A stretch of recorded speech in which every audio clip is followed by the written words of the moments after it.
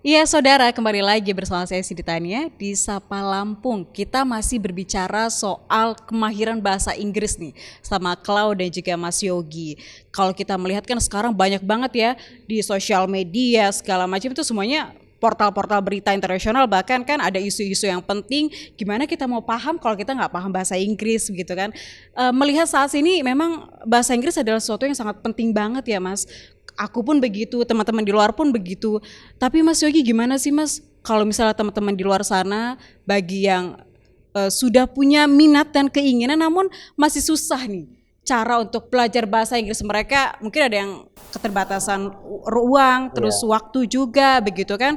Bagaimana bisa belajar bahasa Inggris dengan simple, mudah tapi kita juga semangat gitu. Gimana iya. Mas Yogi? Jadi kita setting dari apa yang kita punya dulu, gitu. Oke. Maksudnya apa yang kita punya dulu adalah sekarang kita punyanya handphone. Nah, dari Oke. handphone itu kita bisa akses apa saja, gitu.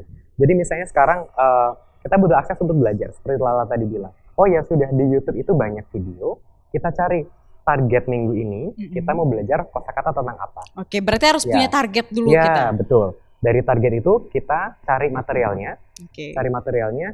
Kalau bisa material yang audio visual. Jadi kita bisa melihat orang itu seperti Ada apa, gambarnya, ada kemudian gambarnya juga dan ada bisa. suara. Jadi listeningnya juga dilatih gitu Oke. kan.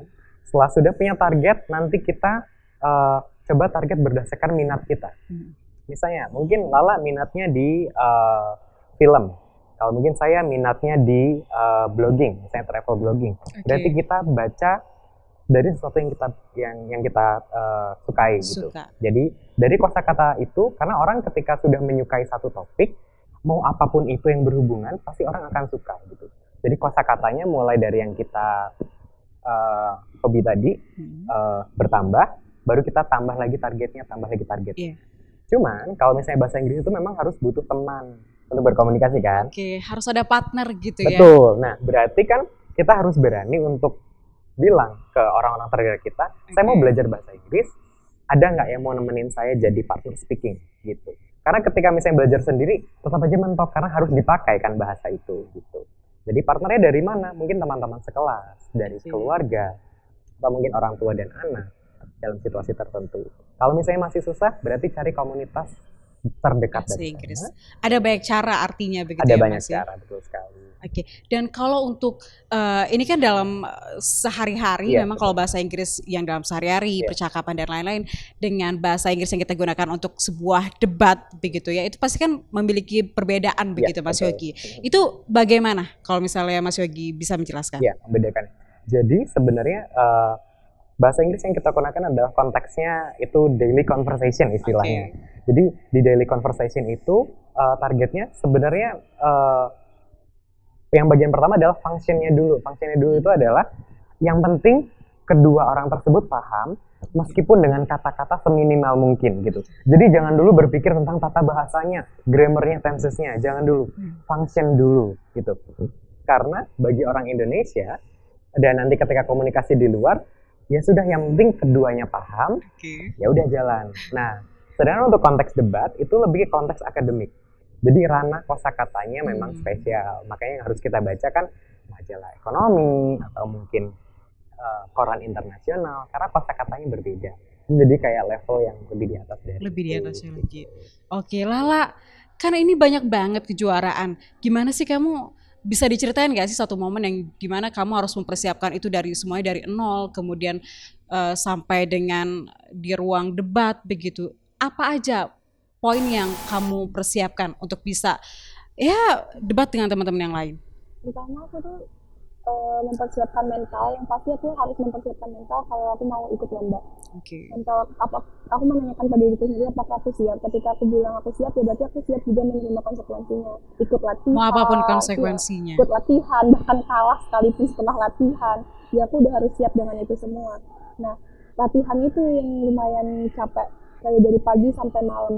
Oke. Terus ditambah lagi, kalau aku kan orangnya termasuk yang sedikit ambisius, jadi ketika meskipun porsi latihan udah habis, aku akan tetap latihan gitu, karena aku pengen mencapai sesuatu yang aku mau. Terus jangan lupa juga minta doa gitu sih. Aku mau denger dong cerita pengalaman kamu terakhir nih yang katanya kamu juga ikut di dalam kejuaraan debat. Jadi kan aku tuh punya sindrom gitu, jadi kalau mau lomba tuh aku sering gak nafsu makan sama sekali, sampai yang Oke. benar-benar kalau dimasukin nasi aku akan muntah gitu. Nah, jadi pas di stand itu aku nggak plan sama sekali, jadi aku nggak mau kayak udahlah aku lomba-lomba aja, nggak mau achieve something gitu kan. Terus nggak tahu itu lolos terus, jadi aku nggak makan terus. Akhirnya tiba-tiba sampai ke grand final, mau makan tetap nggak bisa makan kan. Selesai grand final, aku makan, nggak tahunya aku udah telat makan. Akhirnya aku kelemesan, pingsan. Pada saat itu. Oh, Nah, tapi sudah tapi selesai bagaimana grand final. perlombaannya? Perlombaan grand finalnya, perlombaan lumayan seru sih ketika harus bertemu orang-orang hebat. Oke. Karena semakin aku ikut lomba, semakin aku sadar bahwa aku bukan apa-apa dibanding mereka. Karena kamu bisa melihat kemampuan Iya. per orangnya Kayak begitu. ada jauh banyak orang yang jauh lebih baik daripada aku. Kayak nggak pantas aja kalau mau menyombongkan diri gitu. Oke. Jadi semakin banyak yang diikuti semakin rendah hati justru begitu ya. Tadi juga kita sempat cerita nih di belakang studio gitu kan, bahwa Lala ini memang udah banyak banget ngikutin perlombaan, kemenangan juga, dan kamu menemukan banyak banget teman-teman di luar sana yang sebenarnya menurut Lala ini kemampuannya pun jauh lebih dari kita. Apa sih lah yang bisa diambil bahwa kamu melihat kemampuan teman-teman di luar sana, kenapa bisa lebih baik dari kita yang ada di sini? Ya mungkin kalau aku melihat, kadang kita merasa cukup sama apa yang udah kita lakuin. Kayak, kayaknya latihan gue udah cukup nih, kayaknya harusnya pantas deh gue dapet grand final. Tapi orang-orang di luar sana melakukan hal yang lebih daripada kita. Yeah. Mereka latihannya lebih parah daripada kita pasti. Yang aku dapat dari mereka tuh, aku melihat mereka tuh latihannya lebih ekstra, siang malam, bahkan dimanapun mereka ikut latihan.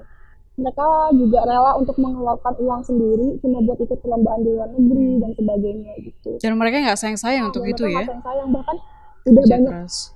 mereka sudah lebih banyak mengalami kesalahan daripada Lala gitu. Jadi ya udah, itu hal yang bisa Lala ambil. Jadi nggak selamanya lomba kamu bisa menang, tapi selamanya kamu lomba kamu bisa dapat pelajaran. Oke, lah kamu kan udah di fase ini ya, di fase dimana bisa dikatakan ya kamu salah satu siswa berprestasi begitu.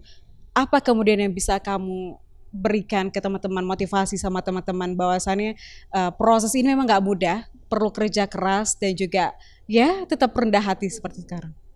Jangan pernah ngerasa cukup sih sama apa yang udah kalian dapetin.